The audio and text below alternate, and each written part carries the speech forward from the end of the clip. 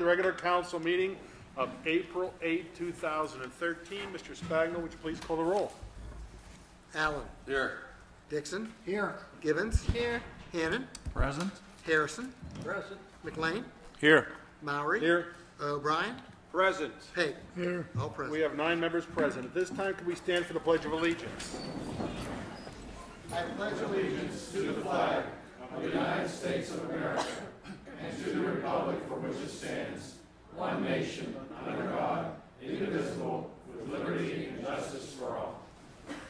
Okay, at this time, I'd like to turn to chair announcements. There was an executive session of council conducted on March 25th, 2013 for police personnel issues. This time, I'd like to turn to the reports of the officials in our library director's report. Good evening. My name is Christine, and I'm the director of Your Public Library, where we provide services to inform, inspire, and enrich the community. We are just wrapping up tax season. We have AARP tax assistance program in the library, so we have 2 tax preparers, volunteer tax preparers. The last day to have your taxes done would be tomorrow, Tuesday, April 9th. From 10 till 2. We have, we help the AARP volunteers complete tax returns for anywhere between 8 and 12 or 13 people a week, so we've been able to help a lot of people this year. Friday, April 12th is Drop Everything and Read Day. We ask that you turn off your mobile devices and sit and read for 15 minutes. And that is in preparation for National Library Week, which is April 14th through the 20th. If you want to stop by the library, we have some programs going on, and we're doing tours of the library. A lot of you think all the library has is books, but there's a whole lot more, so if you want to learn more, come on in. And our book sale's coming up. Thursday, April 18th is the preview night. Tickets are $25 to get in. It's typically booksellers that come with their scanners, and they get all the good stuff before you all get there. So $25 gets you into the event. You get 1 large brown bag to fill, and that is before the sale's open to the public, which will be Friday and Saturday, April 19th and 20th. The sale runs from 10 until 5 each day. Our prices range from 50 cents up to $3. Most items are $1, and we have a lot of stuff this year. And on Sunday, April 21st, is the discount bag sale. Pay $5. It gets you a large brown bag. You can fill it with anything, including DVDs if there's anything left on Sunday. So I hope to see you next week. That's all I have. Thank you very much. Thank you. If we could turn to the police chief's report and Chief Mackey. Thank you, Mr. Mowry. Good evening, everyone. I just have 2 quick announcements this evening. The first one is our next Crime Watch meeting will be on Monday, April 15th at 6:30, and that'll be at the Bethel Park Community Center, as always. If you're interested in signing up, we're still accepting applications, so please join some of your friends and neighbors and sign up with Crime Watch. The second item I've spoken about for the last couple months is the National Drug Take-Back Program. If you have any unused, unwanted, expired medications that you would like to get rid of in pill form only, we are going to have the National Take-Back Program on Saturday, April 27th from 10 a.m. to 2 p.m. I've announced for the last couple months that we only had 1 location. That was at the community center, but we are going to add a second location. As in the past, we will be at the Highmark Direct building at the Norman Center. So once again, Saturday, April 27th from 10 a.m. to 2 p.m., drop off your unused or unwanted medication. The only thing I would add is the Highmark location is sponsored by the PA Resources Council. And that's my report. Thank you very much, Chief. At this time, can we turn to the fire chief's report? Good evening, everybody. My name is Tom Kelton. I'm the 3rd Lieutenant for the Volunteer Fire Company in Bethel Park. Just to go over our calls for the month of March, we had 13 fire alarms, 2 structure fires, 2 oven fires, 5 RIT calls, which are out of town where we provide support to an active fire scene in neighboring communities. We had 1 natural gas leak, electrical condition. We had 3 gasoline leaks, 5 CO calls, 1 elevator rescue, one standby out of town for a company who was busy fighting another fire, one smoking vehicle, and one odor of something burning.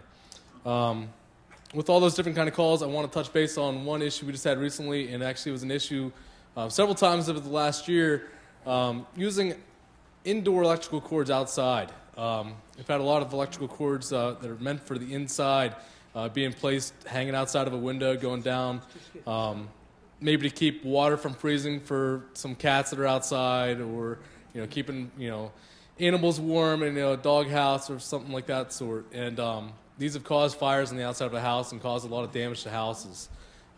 So make sure you use things how they're supposed to be used. Outdoor extension cords are for outside, indoor for indoor, and you shouldn't be having a bunch of those plugged in together. It's just asking for disaster.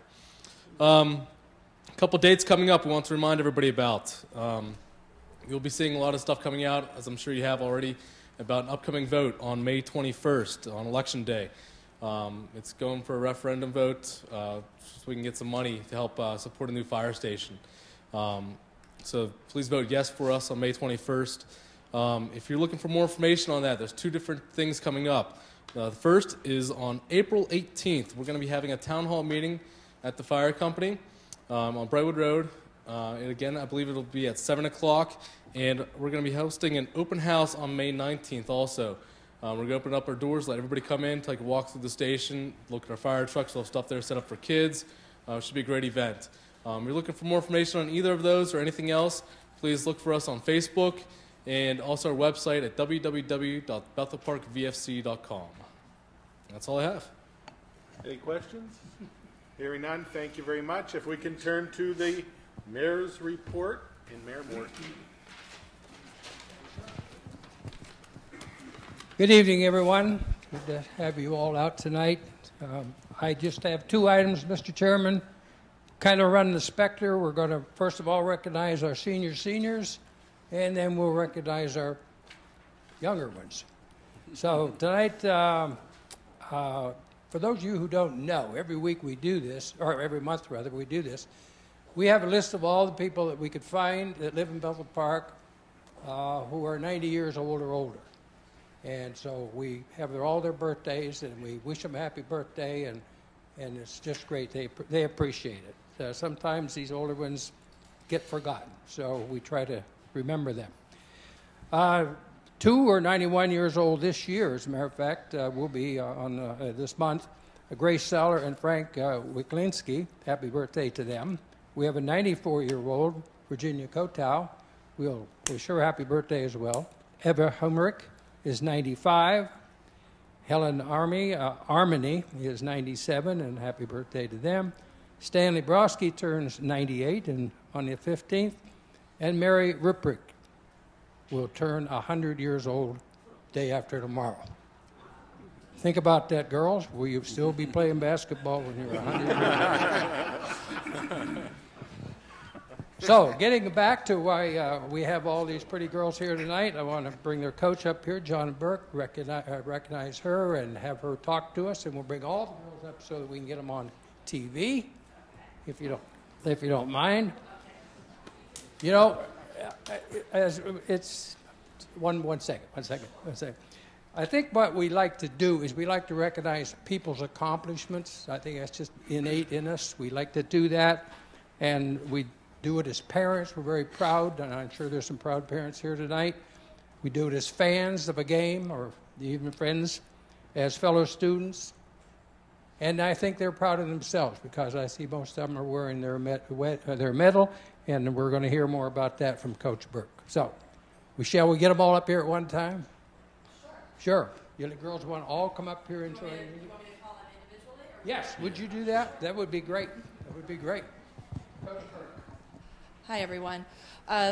Before I call the girls up, I would just like to say thanks for having us here tonight. We really appreciate being recognized in the community that we feel like we work hard for, because this team really took pride in working hard, and they're the first team in Bethel Park girls basketball history to win a WPIAL championship. And this was a special team because they worked very well together.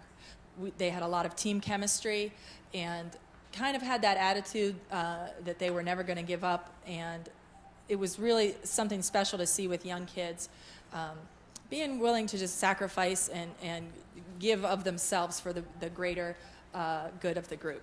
So we're very proud of them. I'll call them up individually. I guess I'll say your grade too, if I can remember. I'm not really great at remembering their grades. We're just all on one big team. Sophomore, Christina Didiano, come on up. I'll stand here. Freshman, Nicole Page. Freshman, Lex Lutheran. Freshman, Alexis Taylor. Sophomore, Paige Kochka Pushkar. Sophomore, Mia Mattis.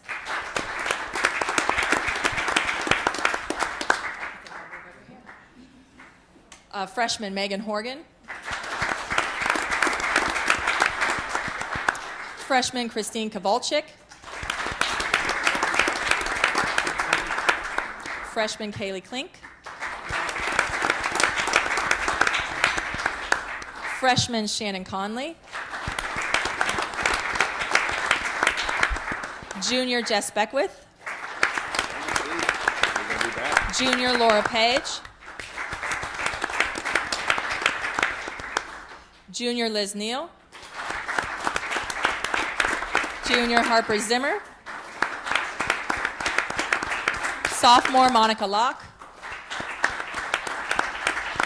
Junior, Megan Marisic. Junior, Sammy Simpson. And sophomore, Caitlin Chess.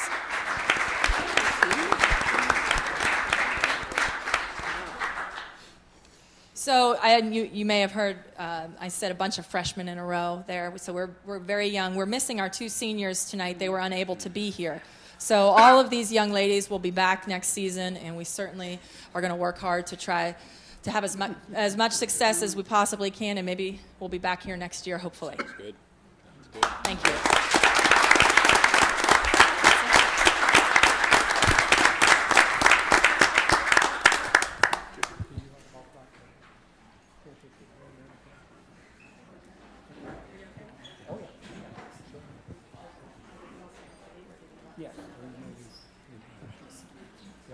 Would you like to introduce Superman also for the crowd? Oh. Well, I'm afraid he'll try if we bring any attention to him. He looks like a future Boy Scout to me. I think he might, yeah. You wear this every day. Thank you. That's his lucky Thank you very t-shirt. much. Thank you very much. Thank you, girls, for coming. He wears one of those too, and I like his suit. Hey Tim, don't you have the same outfit? You're out of order, Mr. Chairman. All right, Mr. Chairman, that's all we have. Thank you very much, Mayor. At this time, can we turn to the approval of the minutes, please? Mr. Allen. I move that we approve the regular council meeting minutes of March 11th, 2013. Second. There's a motion and a second that we approve the regular council meeting minutes of March 11th, 2013. Any discussion of this item? Hearing none, Mr. Spagna, would you please call the roll? Dixon, Yes. Gibbons, Yes. Hannon, Yes. Harrison, Yes. McLean, Yes. Mowry, Yes. O'Brien, Yes. Pape, Yes. Allen. Yes. 9-0. Motion passes 9-0. At this time, I'd like to turn to the approval of the bills and payrolls, and Mr.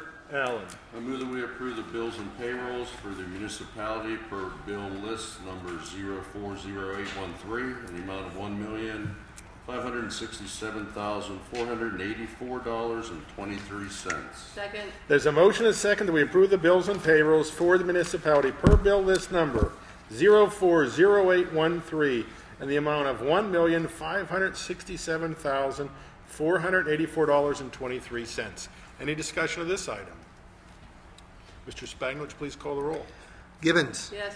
Hannon, Yes. Harrison, Yes. McLean, Yes. Mowry, Yes. O'Brien, Yes. Pape, Yes. Allen, Yes. Dixon. Yes. 9-0. Motion passes 9-0. At this time, I'd like to turn to the resident comments section for non-agenda items. If you'd like to come up to the microphone and state your name and address. We have a 3-minute limit. At the end of 2 minutes, the manager will signify and would ask you to conclude your comments. Dan Gornick, 628 Rolling Green Drive. I have a concern regarding animal control service in the municipality. My home is bordered by the woods of an Allegheny County park, and because of this, there is an abundance of wildlife for myself, my family, and my neighbors to enjoy. However, this also means that there is a relatively high incidence of human-animal conflict. Animals regularly make themselves a nuisance by damaging my vegetable garden, flowers, garbage, etc. As a result of this, I trap these nuisance animals in a box trap and subsequently call the Bethel Park Police Department to have said animals removed. On the morning of March 27, 2013, at approximately 8:04 a.m., I reported a raccoon in a box trap I had set the night before to the Bethel Park Police. The employee of the police department who answered my call stated that he would notify animal control. When the animal control officer that services the municipality, Kim Secrete of Animal Control Services, arrived to take away the raccoon, she left a notice in my mailbox, which I would like to point out is illegal, by the way, stating that I was in violation because I had trapped the raccoon in the snow/cold weather. When I called the listed number on the notice, a representative of Animal Control Services stated that the outside temperature had to be above 40 degrees Fahrenheit in order to trap nuisance animals, and that they would send me a copy of the rules for trapping nuisance animals. In my opinion, this claim is ridiculous because the trapping seasons for fur bears are during the winter months. These animals have thick fur coats during this time of year and are able to withstand weather that we believe to be cold. My question was, if individuals trapping animals for recreational and or monetary purposes are allowed to trap while it is cold outside, why can I not trap a nuisance animal on my property that is doing damage to my property while it is cold outside? I went on the website of both the Pennsylvania Game Commission and the municipality of Bethel Park and was unable to find legislation directly explicitly related to trapping nuisance animals on private property while it is cold. However, I was able to locate information on the Game Commission's website through an article titled Nuisance Management. In this article, it states that, quote, landowners have a right to protect their property from damages caused by wildlife, unquote. Furthermore, I did not see any reference in this article to it being illegal to trap nuisance animals on private property when it's less than 40 degrees outside. Also, during the course of my research, I located information in Pennsylvania Code Title 58, subsection 147.721 that I believe supports my stance. I also called the Pennsylvania Game Commission, whose representative informed me that he had no knowledge of any law or rule issued by the Game Commission related to cold weather limiting a property owner's right to trap nuisance animals on their property in the Commonwealth. Another representative of the Game Commission stated that she had no knowledge of a law or rule restricting nuisance wildlife control operators from servicing residents of the Commonwealth because of weather less than 40 degrees Fahrenheit. In the mail on March 28, 2013, I received an envelope from the animal control officer with a page titled Rules for Trapping Nuisance Animals inside. After reading it over thoroughly, I did not see neither explicit or implied reference to it being illegal to trap nuisance animals in weather less than 40 degrees Fahrenheit. In conclusion, I've done significant research on the topic and have found no evidence to suggest that the claim of Ms. Secrete is accurate. I would like to have Animal Control Services either begin to pick up trapped nuisance animals in the municipality in cold weather, or have the municipality drop their contract with Animal Control Services at the time its contract with said company expires. Okay, I'm sorry, you finished? Do I have a little bit more time? Yeah, sure, go ahead. I have a copy of the illegally placed notice that I referenced, as well as a copy of the rules for trapping nuisance animals that was sent to my residents that I referenced. I also have a copy of the article Nuisance Management from the Game Commission's website, and finally, a copy of the entire section of the Pennsylvania Code referencing nuisance wildlife control operators. Okay, if you wouldn't mind, if you could leave that with Kathy and your name and phone number, we'll have the chief follow up with you. Okay. And just the date they came to pick it up and left the notice, what was the date of that? March 27th, excuse me, of 2013. Okay, March if you 27th. That'll give us a reference. We can go back and look. But if you can give your name and address or name and phone number to Kathy, Lord Ice, we'll have the police chief follow up with. Should I do that now or wait until the end? You can do it now. That's okay. fine. Thank you. I appreciate your time. Sure. Thank you very much. Is there any other residents that would like to speak?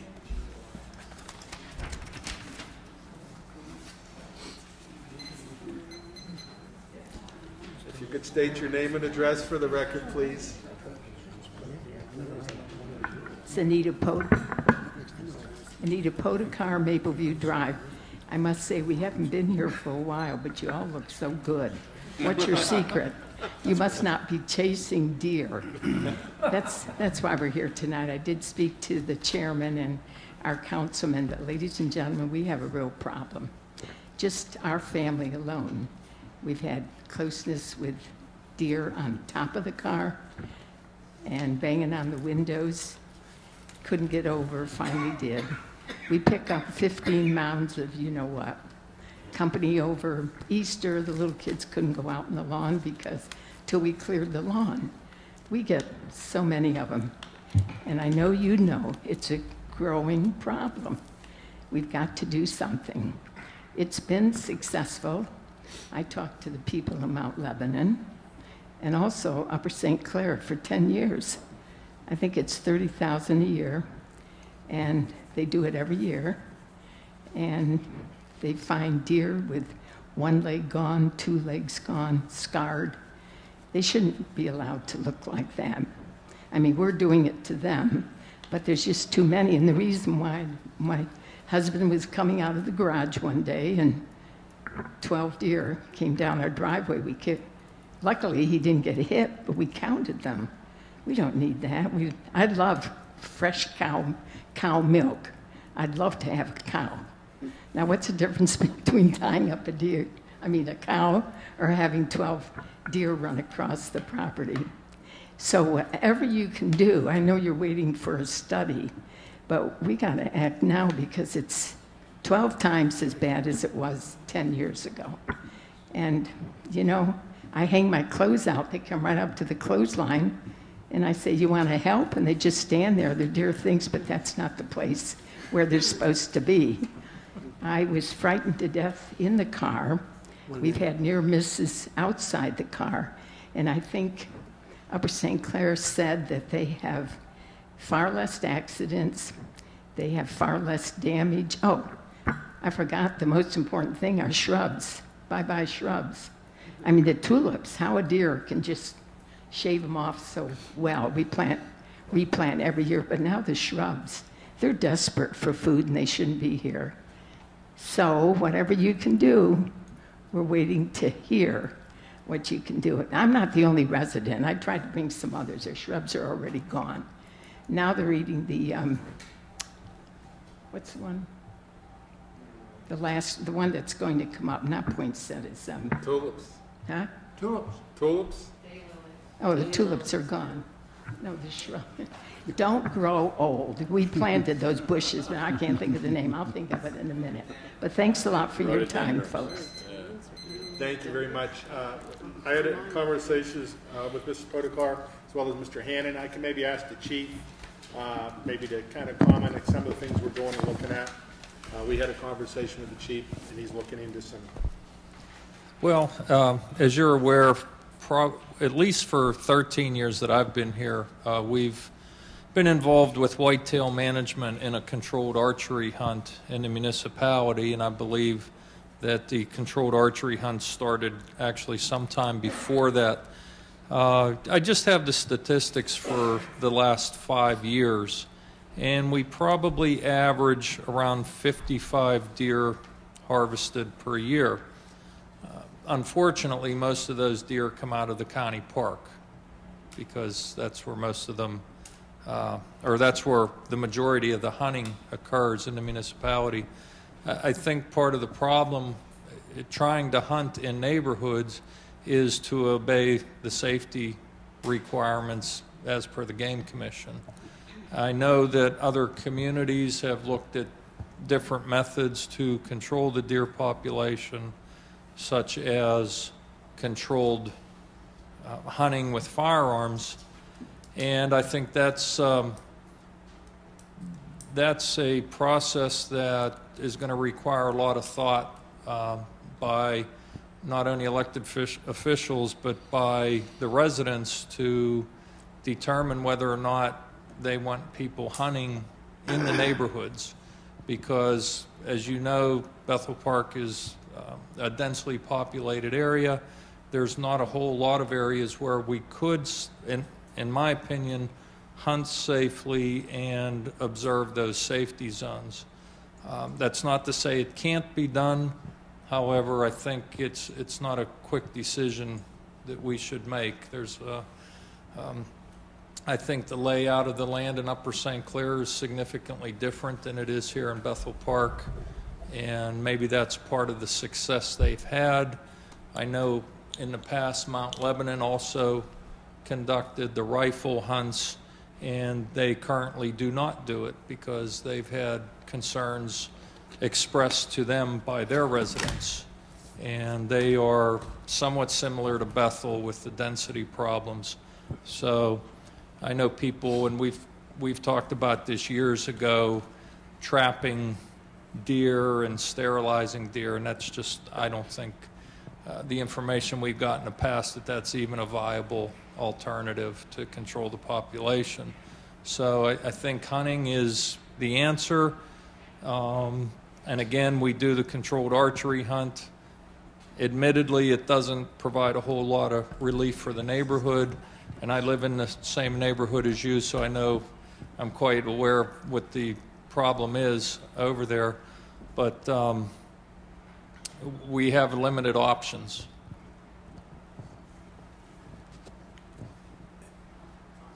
Yeah, that would be great. We'll continue to prize everybody as we move forward and any discussions. Mr. President. Dixon? Mrs. Podekar, we had a hearing in 2000 or 2001 in which the Pennsylvania Game Commission participated, and I asked the Game Commissioner a specific question. At that point, we had harvested 65 deer the previous year, and I asked the Game Commissioner what was the rate of reproduction for the deer herd in Bethel Park, and he indicated that it was probably twice the amount that we had culled from the herd. So the best we can do is, as the chief mentioned, averaging about 55 a year or so, but they're reproducing at twice that rate. So that's, we're destined to fall behind, and the herd is going to continue to grow larger until we can take maybe 1 or 2 years of some type of action to bring the numbers down to a more manageable level, and then we can fall back into our routine of the bow hunt that we've been doing. And the bow hunt is successful. It's just that they reproduce at such a great rate, we can't keep up with that.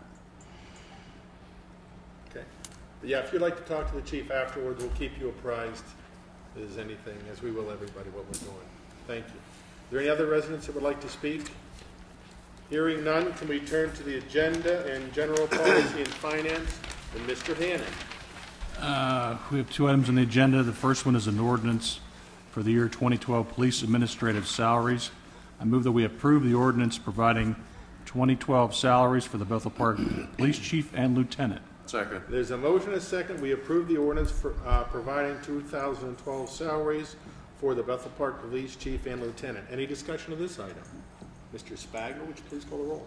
Hannon. Yes. Harrison. Yes. McLean. Yes. Maury. Yes. O'Brien. Yes. Pape. Yes. Allen. Yes. Dixon. Yes. Gibbons. Yes. 9-0. Motion passes 9-0. Mr. Hannon. The second item is an ordinance for the year 2013 police administrative salaries. I move that we approve the ordinance providing 2013 salaries for the Bethel Park Police Chief and Lieutenant. Second. There's a motion and a second. We approve the ordinance providing 2013 salaries for the Bethel Park Police Chief and Lieutenant. Any discussion of this item? Mr. Spagler, would you please call the roll? Hannon. Yes. Harrison. Yes. McLean. Yes. Maury. Yes. O'Brien. Yes. Pape.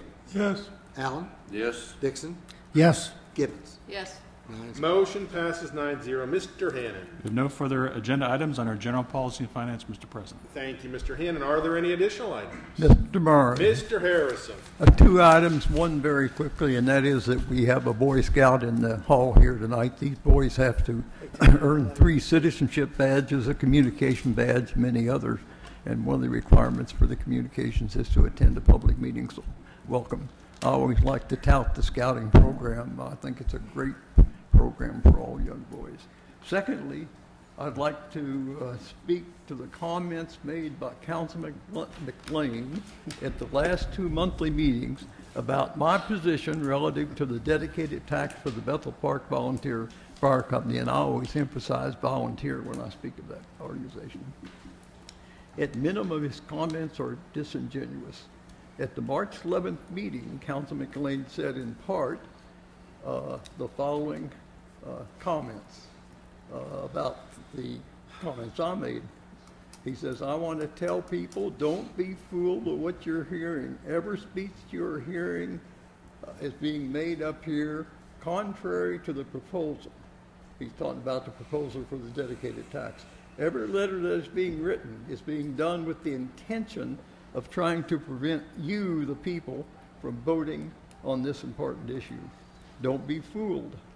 I'm thinking it's something, don't be fooled into thinking it's something else. That's what it is.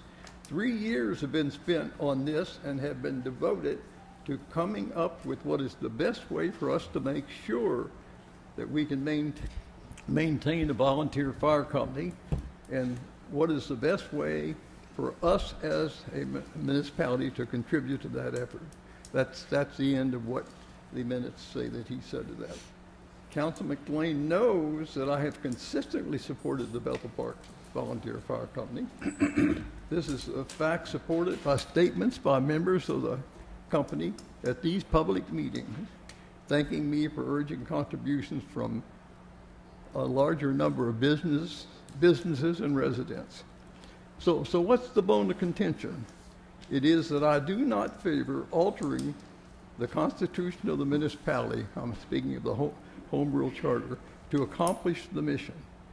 Council's claim is that the Home Rule Charter provides a security from future overturning the dedicated tax without a vote by the public. An equally secure method to accomplish the mission is to pass an ordinary ordinance specifying the dedicated tax. The public, in accordance with the Home Rule Charter, could equally subject any action to repeal such an ordinance to a ballot vote. Naturally, I can understand council's concern. If this council is willing to violate the Home Rule Charter, as they did by allowing the February 11th ordinance to be used to get a dedicated tax question on the May ballot, they reasonably can be concerned about future council doing the same thing. The future councils could say that this council provided a basis for such action.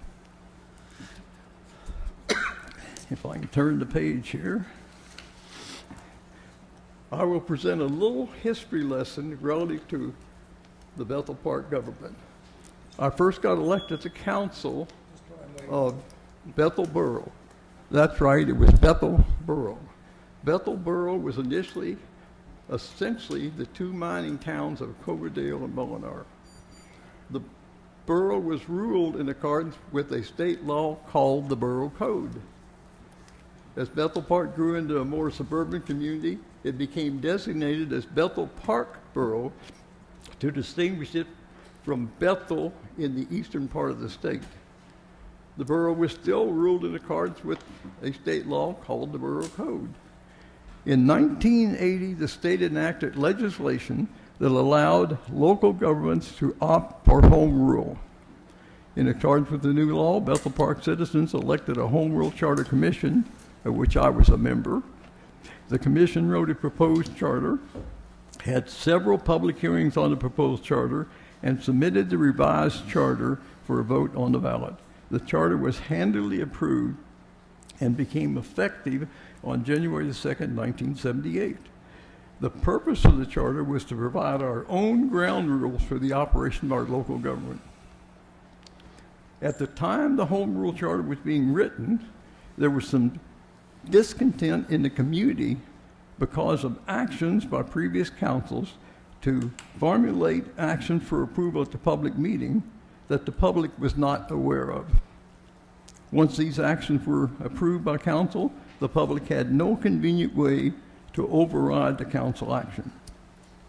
I introduced a rather unique section in the Home Rule Charter that requires the ordinances passed by council that the ordinance do not become effective for 30 days after council approval. In that 30-day period, the public is provided the ability to challenge the ordinance in accordance with the Home Rule Charter. This section 1107 of the Home Rule Charter entitled Effective Date that has been discussed in this dais for the last few months. The council passed an ordinance on February 11, 2013, specifying an action to put a question on the May 21st primary ballot to alter the Home Rule Charter to mandate a dedicated tax for the Bethel Park Volunteer Fire Company. Council was informed prior to that vote that the timing of this action violated the Home Rule Charter. The ordinance would not become effective until March the 13th. It was enacted on February the 11th, March the 13th. The Election Bureau required that requests for ballot questions to be placed on the May 21st ballot had to be submitted by February the 19th. Mr. McTiernan, our solicitor, submitted the ineffective ordinance to the Election Bureau on February the 13th. This is 28 days before the ordinance became effective in accordance with the Home Rule Charter. Council cannot claim they were unaware of the conflict. Mr. Murray very pompously waved a copy of the Home Rule Charter from the dais on February 11th, saying he brought a copy from Mr. McTiernan. Council was grossly inept in this action. They like to brag about meeting for 3 years with the Bethel Park Fire Company to formulate a plan, and yet they didn't take time to do their homework and plan to act on the ordinance in a timely manner consistent with the Home Rule Charter. Although I don't agree with the Home Rule Charter route, the need for legal opinion would not have occurred if Council had acted on the ordinance in January or specified the February ordinance November 5th, which is the general election day this year, as a date for the question on the ballot.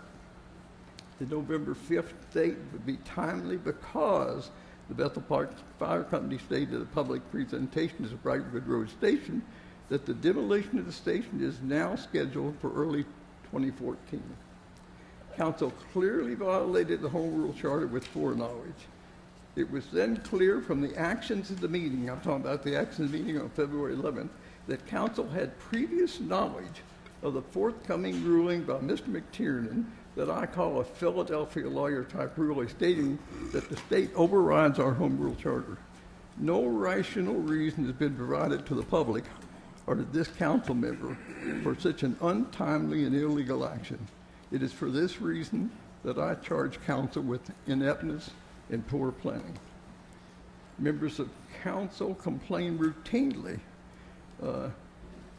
Mr. Hannon's done that many times, that the 30-day effective date stipulation in the Home Rule Charter causes the annual budget to be passed at the November public meeting.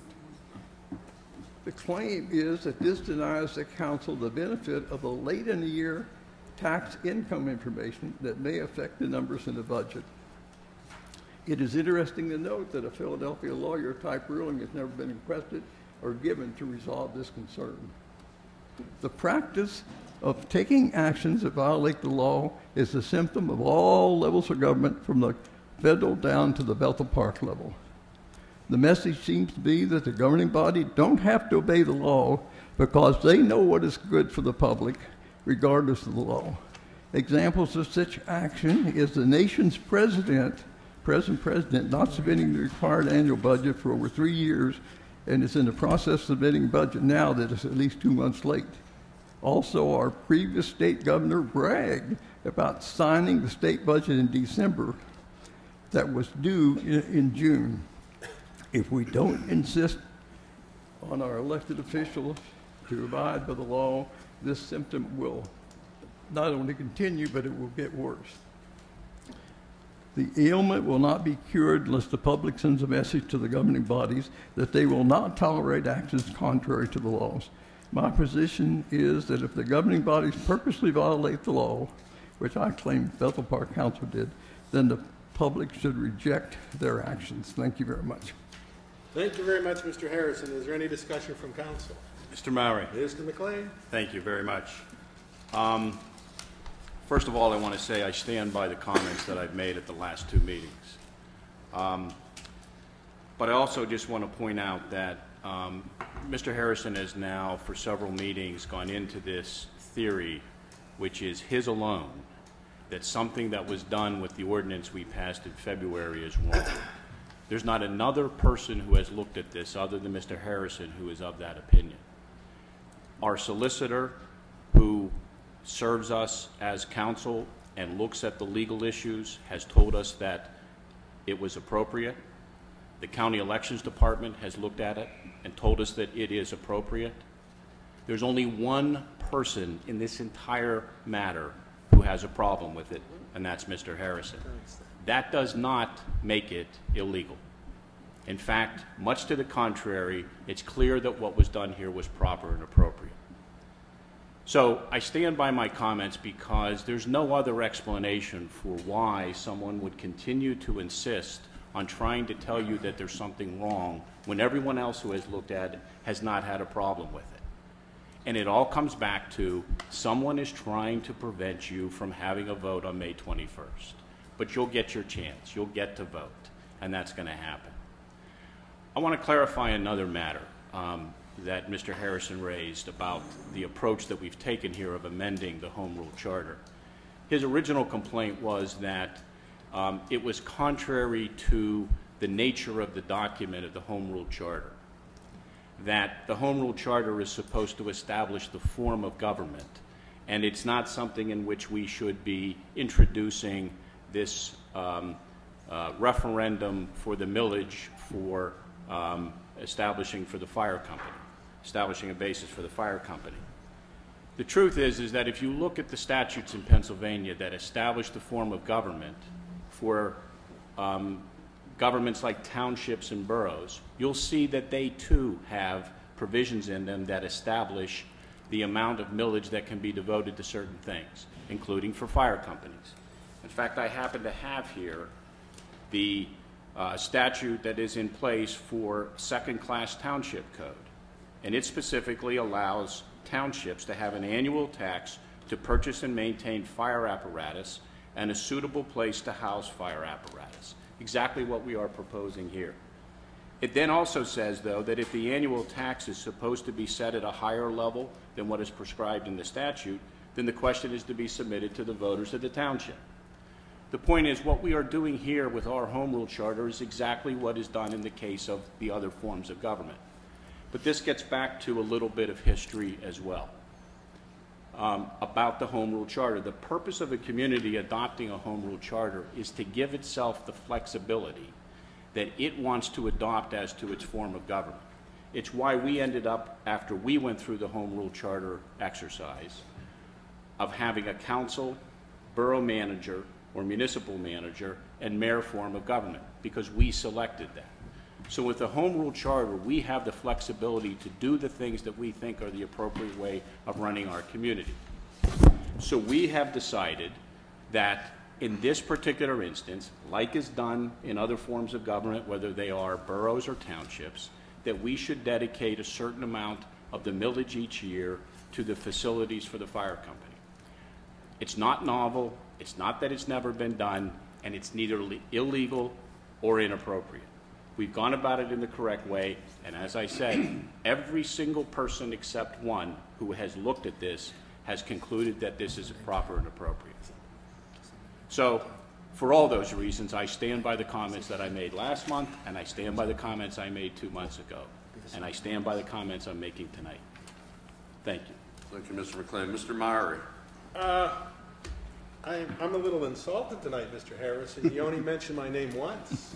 Last month when I wasn't here, I counted more than a dozen times. I could go through point by point the comments that were made last month, and I can go point by point this month. But you know what? I'm not going to lower myself to Mr. Harrison's level. I will say that everything Mr. Harrison said last month and this month is factually incorrect. Mr. Harrison wants to pretend, and I'm not a Philadelphia lawyer either, Mr. Harrison. And welcome to the club, Mr. McLean. It's very exclusive, but having said that, Mr. Harrison likes to give a history lesson. He wants to cast a shadow of a doubt on the process, on the issue, on the fire department. It's really sad that he would stoop to this level to do that. I was one of the people that spent the time, the 3 years, to meet with the fire department, and I want to go on record tonight, having looked at everything. I would encourage people to attend the upcoming meeting, ask questions. I've been asked a number of questions by residents in this community, including in Ward 5, to what we're doing, and they had questions on the issue. I would like to go on the record, Mr. Harrison, that I support this. I will be voting yes on May 21st. I would encourage the residents of Bethel Park to vote yes and support the fire department. Unlike Mr. Harrison, I'm willing to make a commitment to the community and a commitment to the fire department. I don't just sit up here as Mr. Harrison doesn't give lip service when it doesn't cost him anything. He spent more time in the last 3 months writing a speech than he spent in the last 3 years on the fire department. But this is no surprise. In my time on council serving for Mr. Harrison, he's been pretty consistent. Mr. Harrison likes to live in the past while the rest of us like to plan for the future. I think everything he's done is basically try to undermine the credibility of decision councils made, decisions that people within the community made, and I think it's very disappointing, but he's always up and spends his time after decisions made, and I think that's not what we're here elected for. We're here to listen to the people and make the decisions and move on. And I guess the only thing that I would say Mr. Harrison advocated for in the years that I've worked with Mr. Harrison on this board, how can we forget the emergency access road?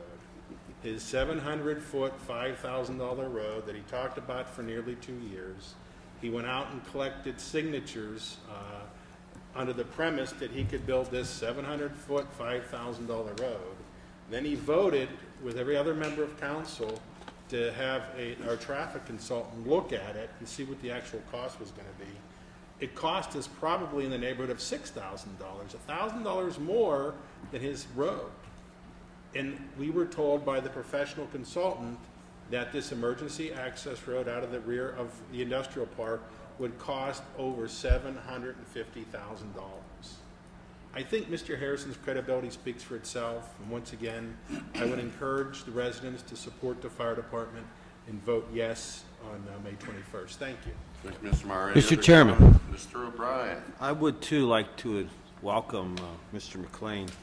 You have joined a sea of elected officials over the years that Mr. Harrison has openly said they were wrong and participated in covert activities. The number is alarmingly high. But you have to understand what this does. This creates doubt. The fire department, in my 20-some years here, has been such a good group of guys. They're good souls. They really haven't asked for much. And now they come to us, and they're asking for something because they're kind of desperate. You know, it took a lot for them to do this. It took a lot of planning and a lot of soul searching to try and find a way that they could compete with the equipment they have and the readiness they need without our help, but it was impossible. But now they come to us for help, and it's on the May 21st ballot. So what do? Some of us do. We create doubt. So instead of looking at the issue for what it really is, to help the fire department to compete in this time, to help the fire department to really protect our safety, we create doubt so when people go into the polls, they really are thinking about everything but what they should be thinking about. What does it really mean? And the fire department has never come to this community other than asking for donations for help. And I just think that that's wrong. You know, you can create doubt when you're talking politics and about issues. But please, Mr. Harrison, don't bring this on the fire department. They're a bunch of very proud, wonderful people that donate their time and their goodwill and really care about these people in the community. And they're asking for our help. And the issue on the table on May 21st, regardless of how we got there, it's there. Join to support it, Mr. Harrison. Ask the people to vote for this to support the Bethel Park Volunteer Fire Company for now and in the future. Thank you, Mr. Chairman. Thank you, Mr. O'Brien. Mr. President? Mr. Pate. I like the people on that subject. I think an awful lot of people don't misunderstand this. If these people belly up, I'm a businessman, and I thought about it. If they decide they're not going to have a volunteer fire department, then we have to have a volunteer fire department. That's the law. Now, do you realize what it's going to take? Don't forget, it's 7 days a week, 24 hours a day. It isn't going to take 1 man, 2 men, 3 men, maybe 7 or 8 people you got to hire. From what I'm looking at it, if this thing bellies up, you're going to be paying double the taxes, and mark my words. And as far as Mr. Harrison, I have one thing to say about him. It's a shame that we have to put up with you all these years. I'll tell you what I did while I was sick. I was off 3 months, I broke my pelvis bone. And I had a lot of time. I went through back with a lot of councilmen, at least 26, that this man couldn't get along with, just like he is right here and now. You mean to tell me that all them people are wrong? I don't think so. I'll tell you, I sat at home and I listened when he tried to take on our solicitor. He'd become a sidewalk attorney too. I'm telling you, you don't know what we put up with here. You know, he's the only one that says this and says that. I tell it the way it is. If you don't like it, shame on you. Thank you, Mr. Pape. Is there any other discussion? Mr. Murray. Mr. Harrison. I just want to point out that all the chatter tends to indicate that I'm not favorable to supporting the volunteer fire company, and that's not true. I've made it clear. The whole discussion's about the process, and they don't want to address the fact that they were inept. If they'd have done their homework, they would have passed the ordinance either a month sooner or put in the November date. And that's what the whole question's about, and it's got to do, they can talk all they want to about the law and that type thing, but the matter of fact is that the Home Rule Charter is crystal clear on the effectiveness of an ordinance, and they bypassed that, and as I say, for no rational reason that I've heard explained. Thank you. Thank you, Mr. Harris. Any other discussion? Mr. Mowry, one Mr. last McLean. comment. Earlier today, we heard from the fire company that they've got a couple meetings coming up. What I would encourage everyone to do is attend those meetings. Listen, there's nothing to this issue about the validity of the question being on the ballot. It will be on the ballot, so you owe it to yourself to go to the meetings, inform yourself, and make a decision about this, because the voters are going to have to decide. But while you're there and you have the members of the fire company in front of you, ask them if they think Mr. Harrison is supporting them. Ask them if they think he is. Thank you. Thank you very much. Is there any other discussion from council? Hearing none, can we turn to planning and zoning and Mr. Dixon? Mr. President, we have no items under planning and zoning this evening. Thank you, Mr. Dixon. Are there any additional items? Mr. President? Mr. Allen. I have one item, and I mentioned it last month, and I also want to mention it again this month, and that's about the Veterans Banner program that we're doing on Route 88 at this point. The reason I'm mentioning it again is the last day to apply to fill an application for a banner is April 30th. When it expires at the end of the month, then we will see where we're at. The banners are already made, and we will have them up for Memorial Day. So if there's anybody out there, and actually we did get quite an influx of the banners when we mentioned it last time. We don't want anybody to be left out. If there's any questions, just call the municipality. The American Legion Post 760 has a website. There's an application on there, and we'll get a banner for you. Thank you. Thank you, Mr. Allen. Is there any other additional items? Hearing none, can we turn to Health, Safety, and Welfare, and Mr. McLean? Mr. Chairman, we have no agenda items on the agenda tonight. Thank you, Mr. McLean. Any additional items? I have two additional items. Mr. McLean. Thank you. The first is that since spring has actually arrived now, we can move forward with our spring cleanup day. It is scheduled for Saturday, April 20th, and the municipality will be sponsoring the spring cleanup day in conjunction with the Pennsylvania Department of Transportation. PennDOT will supply trash bags, safety vests, and gloves, and it'll be an opportunity for people to participate in helping clean up the area parks and roadways, and it's a nice thing to be able to do in the spring. If there's any individual or group or community organization that's willing to participate in the spring cleanup day, they should contact Michelle Bynum at 412-831-6800, extension 203, or you can call the municipality. The second item I have is just a reminder that the spring leaf collection will take place the week of April 22nd. You can have leaves picked up at the curb on the same day as your regular garbage pickup. You cannot use any plastic bags. You need to have either brown bags or other bags that are designated leaves, and they ask that you have them out by 7 a.m. on the morning of pickup to make sure that they're picked up. And I have nothing further. Thank you, Mr. McLean. Are there any additional items? Hearing none, can we turn to Public Works and Maintenance and Mr. O'Brien? Mr. Chairman, there are no items tonight under Public Works and Maintenance. Thank you, Mr. O'Brien. Are there any additional items? Mr. Murray, I have a few. Mr. O'Brien. Memorial Day is coming, and that's our annual day to rededicate or reinstate the flags around the memorial. We have donors. If you look at them, there's plaques on them. The people actually sponsor for a year. That money helps pay for the cost of the flags during the year. They're $100. So if anyone is interested, you can contact myself, Mr. Murray, Mr. Allen, or Mr. Hannon. And that runs for a year. It's either individuals do it or groups do it. So it's $100 and your name appears on a plaque on the flagpole for the whole year.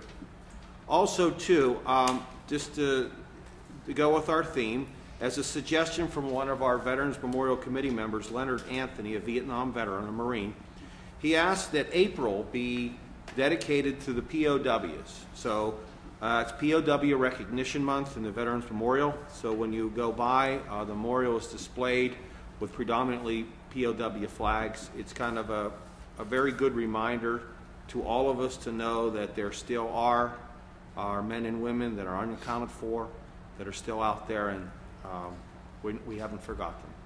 That's all, Mr. Murray. Thank you, Mr. Bryan. Are there any additional items? Hearing none, is there a motion to Move we adjourn? adjourn. Second, all in favor? Aye. Meeting adjourned. Good night, everyone.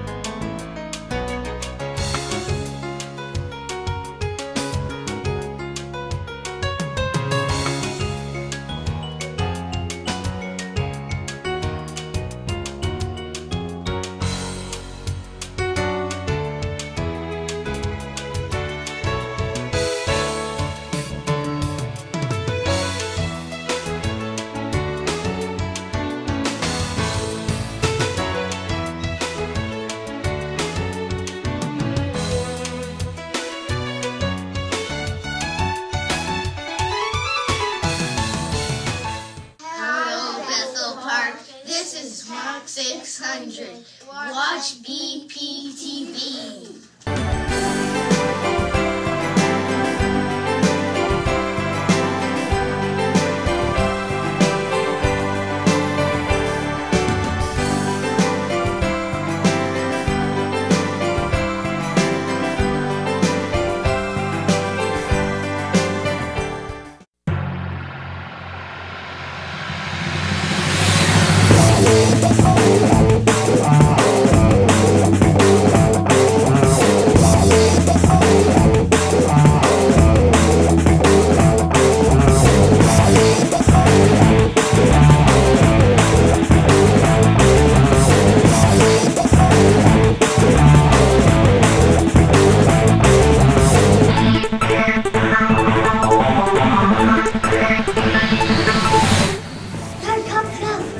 Captain 15.